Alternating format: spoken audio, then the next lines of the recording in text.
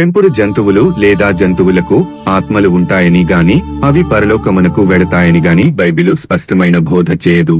అయితే బైబిలు సూత్రాలను ఆధారం చేసుకొని ఈ విషయంపై కొంత అవగాహన కలిగి ఉండవచ్చు. మనుష్యులకు మరియు జంతువులకు కూడా జీవవాయువు ఉంటుందని ఆదికాండం 2వ అధ్యాయం 7వ వచనంలో, అలానే ఆదికాండం 1వ అధ్యాయం 30వ వచనంలో, 6వ అధ్యాయం 17వ వచనంలో, 7వ అధ్యాయం 15, 22 వచనంలో చెప్పబడింది. మనుష్యులకు మరియు జంతువులకు ఉన్న ప్రాథమిక వ్యత్యాసము ఏదనగా కేవలం మనుష్యులు మాత్రమే దేవుని స్వరూపంలో, పోలికలో సృజించబడతాయి. ఇది జంతువులకు వర్తించదు. దేవుని స్వరూపంలో, పోలికలో సృజించబడుట అంటే మనుష్యులు దేవునిలాగా మనస్సు, భావోద్రేకలు, చిత్తమును బట్టి ఆత్మీయతను కలిగి ఉంటారు మరియు మరణం తర్వాత కూడా కొంతమటుకు ఉనికిలో ఉండగలుగుతారు.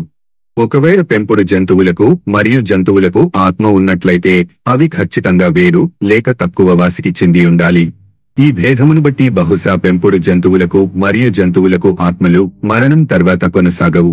జంతువులు ఆదికాండం ప్రకారము దేవుని సృష్టి క్రమములో భాగము అని మనము గుర్తించాలి.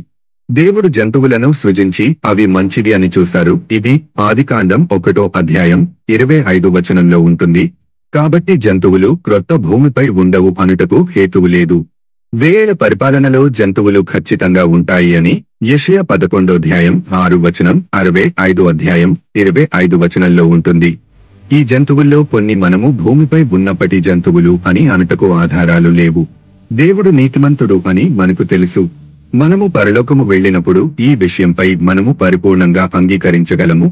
మీకు నా వందనాలు. మరిన్ని వీడియోల కోసం మా ఛానల్ ని సబ్స్క్రైబ్ చేయండి.